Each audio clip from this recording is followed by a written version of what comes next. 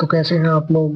मैं स्वागत करता हूं आपका एक बार फिर से इस चैनल के ऊपर। और आज की इस वीडियो में हम बात करने वाले हैं WXM एपिसोड नंबर 14 के रिव्यू के बारे में। और क्या ही एपिसोड था ये। जिस तरीके का WXM ने इस एपिसोड का नाम रखा है, उसी जितना इन्होंने डिलीवर भी इस एपिसोड के अंदर किया है। इसका नाम था ग्राउंड जीरो हाई वोल्टेज, और बिल्कुल हाई वोल्टेज ड्रामा इस एपिसोड के अंदर हमें देखने को मिला है।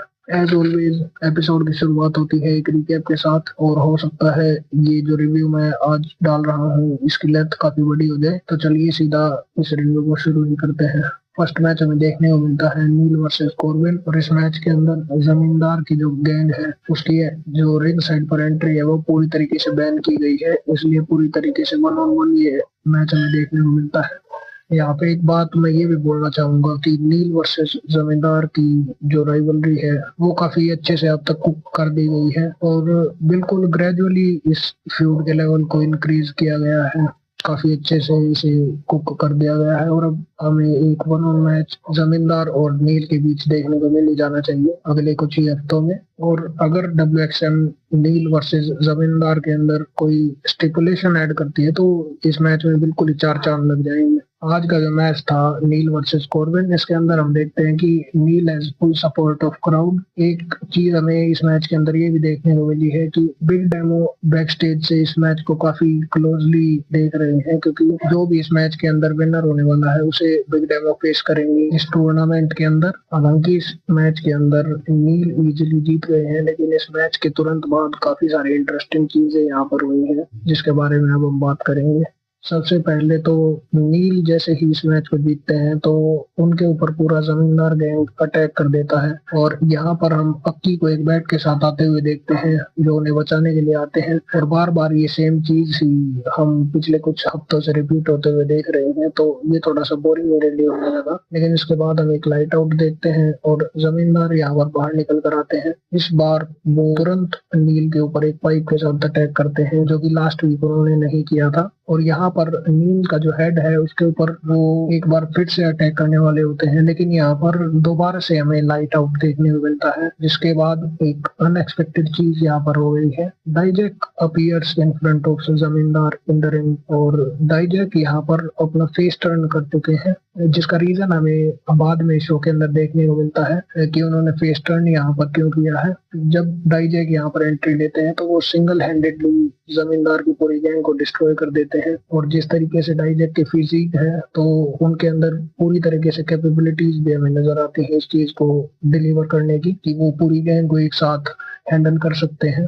और यहाँ पर मुझे लगा था कि ये सेगमेंट पूरी तरीके से खत्म हो गया है, लेकिन तुरंत बाद हम देखते हैं कि जीत यहाँ पर बाहर निकल कर आते हैं। और जीत से रिलेटेड काफी सारी चीजें अभी WXM के अंदर चल रही हैं, और सोशल मीडिया के ऊपर भी काफी सारी चीजें चल रही हैं। आपने सुना ही होगा कि जीत को फायर कर दिया गया है कंपनी से, उनके साथ साथ गुरु को भी फायर कर दिया गया है। अगर मुझे टाइम मिलता है तो मैं एक सेपरेट वीडियो इसके ऊपर चैनल के ऊपर अपलोड कर दूंगा अगले 2-3 दिन के अंदर, तो आप जुड़े रहिए इस चैनल से WXM से जुड़ी सभी अपडेट्स के लिए। अभी हम बात करते हैं इस मैच के ऊपर। तो जीत यहाँ पर बाहर निकल कर आते हैं, और वो एक सरप्राइज सभी को देते हैं बाय अनाउंसिंग अ 4-on-4 मैच, जो कि होने वाला था जमींदार गैंग वर्सेस जय कनेक्शन। एंथनी ग्रीन यहाँ पर प्रेजेंट नहीं थे, इसलिए मे है और अक्की है वो जय कनेक्शन की तरफ से लड़ने वाले थे। इसके साथ साथ इनकी टीम को ज्वाइन करने वाले थे नील और डाइजैक। इस मैच के अंदर जिस तरीके की पावर नील ने हमें शो करी है वो भी बहुत ही दूसरे लेवल पर हम कह सकते हैं, क्योंकि नील ऑलरेडी एक मैच के अंदर कम्पीट कर चुके थे और ये उनका दूसरा मैच एक ही नाइट के अंदर था। उसके बावजूद उन्होंने अपनी पावर को शो ऑफ यहाँ पर किया है। उन्होंने एक साथ मैका और देव को उठाया है और एक फॉल अवे स्लैम दी है, जिसके लिए बहुत ही ज्यादा पावर की आपको जरूरत पड़ती है। और ये पावर उन्होंने जब शो ऑफ की है जब वो ऑलरेडी एक मैच फाइट कर चुके थे। और ये जो फॉल अवे स्लैम उन्होंने परफॉर्म की है उसके बाद तो क्राउड एकदम से फट ही जाता है यहाँ पर। इसके बाद हमें इस मैच में वी वांट टक्की चैंट्स और वी वांट डाइजैक चैंट्स भी देखने को मिली है, जिससे हमें ये तो पता लग गया है कि डाइजैक को एज ए फेस जो क्राउड है उसका सपोर्ट यहाँ पर मिल चुका है। और इस मैच के अंदर एक फनी मोमेंट भी हमें देखने को मिला है। जो मिला स्मिथ है वो अक्की को अपना हिप अटैक देती है और हम देखते हैं कि देव तुरंत रिंग के अंदर एंट्री लेते हैं और वो बेग करते हैं मिला स्मिथ को कि उन्हें भी अपने हिप अटैक के साथ वो हिट करें। ओह गॉड, एक बार दिला दे। हालांकि ये मूवमेंट हम WWE के अंदर ऑलरेडी देख चुके हैं, लेकिन वो चीज मायने नहीं रखता क्योंकि WXM ने भी काफी अच्छे से इस पूरे सेगमेंट था इसको काफी अच्छे से इन्होंने परफॉर्म किया है।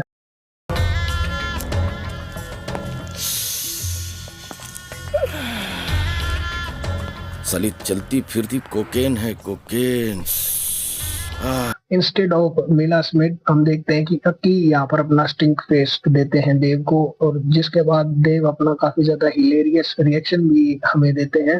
मेरे साथ अन्याय हुआ है, मेरे साथ अन्याय हुआ है और मैं अब किसी के साथ अन्याय नहीं होने दूंगा।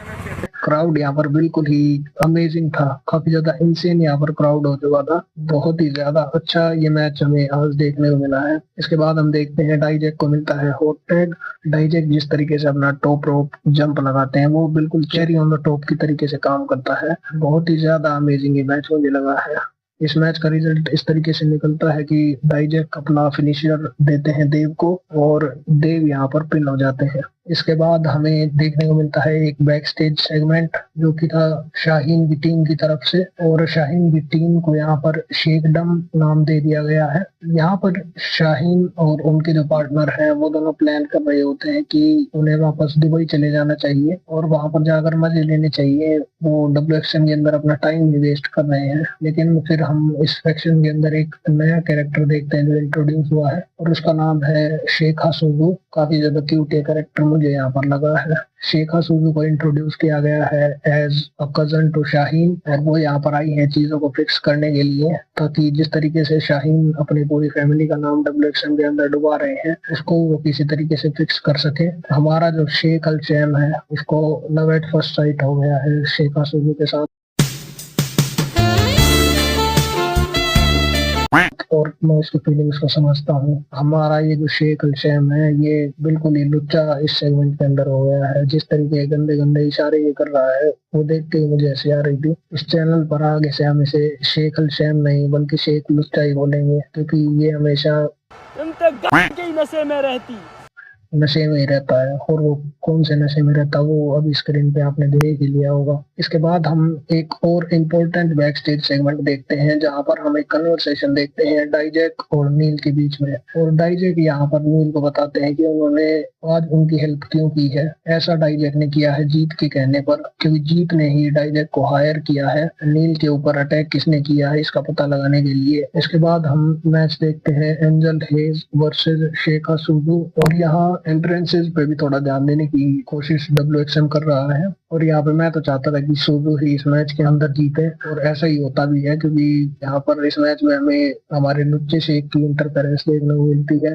और जिसके बाद सुजू यहाँ पर जीत जाती है। इसके बाद हमें कप्तान वर्सेस JD ली का मैच देखने को मिला है, और ज्यादा मैं इस मैच के बारे में बात करूंगा नहीं। कप्तान इस मैच को जीत जाते हैं और ये मैच यहीं खत्म हो जाता है। इसके बाद हमें कैपिटान सुइसिडा और फ्लिप गॉर्डन की टीम वर्सेस जैक मॉरिस और रोबी एक्स, इन दोनों की टीम के बीच मैच देखने को मिलता है। और कमेंटेटर्स की तरफ से हमें ये भी पता लगा है कि जैक मॉरिस का जो कैरेक्टर है वो एंथनी ग्रीन के साथ कई सारे दूसरे प्रमोशंस के अंदर टैग टीम चैंपियंस काफी समय तक जीत चुके हैं। रोबी एक्स का जो कैरेक्टर है वो एजे स्टाइल्स और उनका जो बुलेट क्लब था उसका पार्ट रह चुका है फर्स्ट के अंदर। इन दोनों के कैरेक्टर्स के बारे में हमें ये डिटेल्स देखने को मिली है।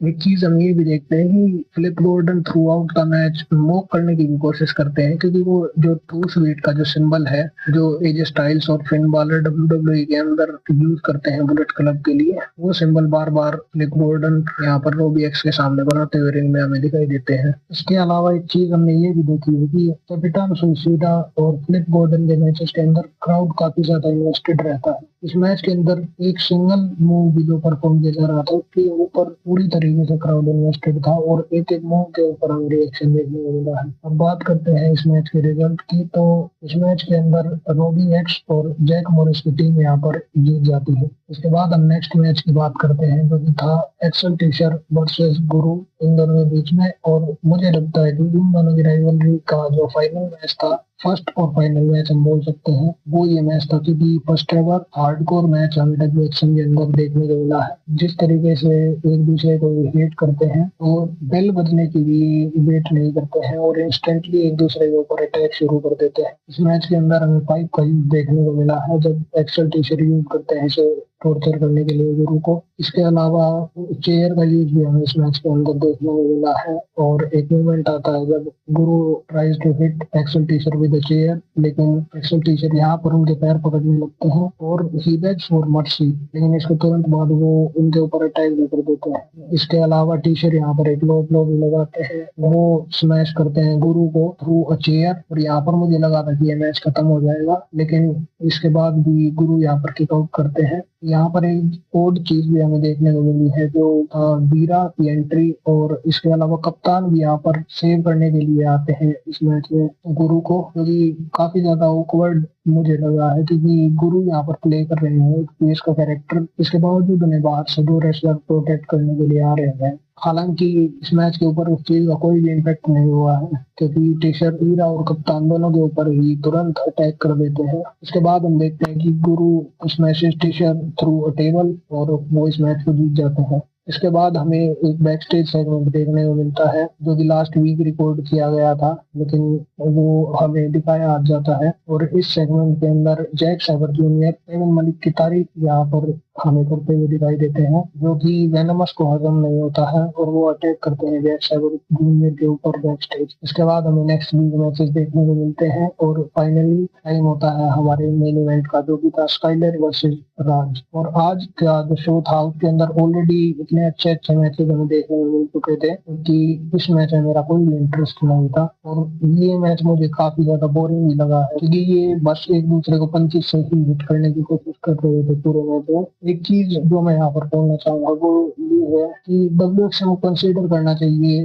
राज के अलावा बाकी जो सुपरस्टार्स हैं उनके मैचेस को भी मेन इवेंट की जगह दी जाए, क्योंकि हम देख रहे हैं पूरी तरीके से राज द महाराजा को ही मेन इवेंट शुरू से लगातार मिलता जा रहा है, और किसी भी सुपरस्टार को इतना मौका नहीं दिया जा रहा है। मैच तो ये काफी ज्यादा बोरिंग था, लेकिन इस मैच के अंदर और इस मैच के बाद जो चीजें हुई हैं वो काफी ज्यादा इंटरेस्टिंग थी, क्योंकि इस मैच के अंदर हम इंटरफेरेंस देखते हैं जो सन की, वो आते हैं और राज के ऊपर अटैक करते हैं, और ये मैच यहीं पर एंड हो जाता है। और जैसे ही बेल बजती है इसके बाद स्काइलर यहाँ पर किसी भी तरीके से राज को टच नहीं कर सकते हैं, इसलिए जोसन अपना अटैक कंटिन्यू रखते हैं। इसके बाद जमींदार का जो पूरा गैंग है वो भी यहाँ पर आता है, और वो भी डिस्ट्रॉय करने की कोशिश करता है राज द महाराजा को। हालांकि राज द महाराजा इन सभी को रिंग से बाहर फेंक देते हैं, लेकिन इसके बाद एक और कैरेक्टर की एंट्री हम यहाँ पर देखते हैं, जो कि है शो सैमुअल्स, और इनको हमने देखा था पावर बॉम्ब के एपिसोड के अंदर। आज इनकी दोबारा से एंट्री हमें यहाँ पर देखने को मिली है, और शो सैमुअल्स यहाँ पर रिटर्न करते हैं और अटैक करते हैं राज द महाराजा के ऊपर एक चेयर के साथ। और जैसे ही वो चेयर से अटैक करते हैं तो राज के सर से हम खून निकलता हुआ देखते हैं। इस सेगमेंट के अंदर 7 वर्सेस 1 की सिचुएशन यहाँ पर बन गई थी। हालांकि जो स्काइलर है वो तो अटैक नहीं कर रहे थे, लेकिन फिर भी जो 6 रेसलर्स थे वो अटैक कर रहे थे राज के ऊपर। यहाँ पर वो कंप्लीटली डिस्ट्रॉय करते हैं राज को, और डब्ल्यूएक्सएम यहाँ पर अल्टीमेट फेस बनाने की कोशिश राज को कर रहा है इस सेगमेंट के थ्रू। लास्ट में हम एक चीज ये भी देखते हैं कि शो सैमुअल्स हैंग कर देते हैं राज को, उनकी जो गर्दन है उसमें बेल्ट डालकर। काफी ज्यादा डिस्टर्बिंग ये देखने में मुझे लगा है। हालांकि ये स्टोरी लाइन का ही पार्ट है, लेकिन उसके बावजूद थोड़ा सा डिस्टर्बिंग तो देखने में लगा ही है। इसके बाद ये जो पूरा शो है ये एब्रप्टली यहाँ पर एंड होता है। एब्रप्टली इस शो को एंड करके थोड़ा रियलिस्टिक टच इस स्टोरी लाइन को देने की भी कोशिश यहाँ पर डब्ल्यूएक्सएम ने की है, जो कि काफी अच्छी चीज है। अभी आप अगर डब्ल्यूएक्सएम का चैनल चेक करोगे तो वहाँ पर अनाउंस भी कर दिया गया है कि इस सेगमेंट के अंदर एक सीरियस इंजरी राज को फेस करनी पड़ी है। हालांकि मुझे तो लग रहा है वो एक स्टोरी लाइन का ही पार्ट है, लेकिन फिर भी देखते हैं कि आने वाले शोज किस तरीके से डब्ल्यूएक्सएम के रहने वाले हैं। आज की वीडियो के लिए इतना ही, हम मिलते हैं अपनी नेक्स्ट वीडियो के अंदर, तब तक के लिए बाय।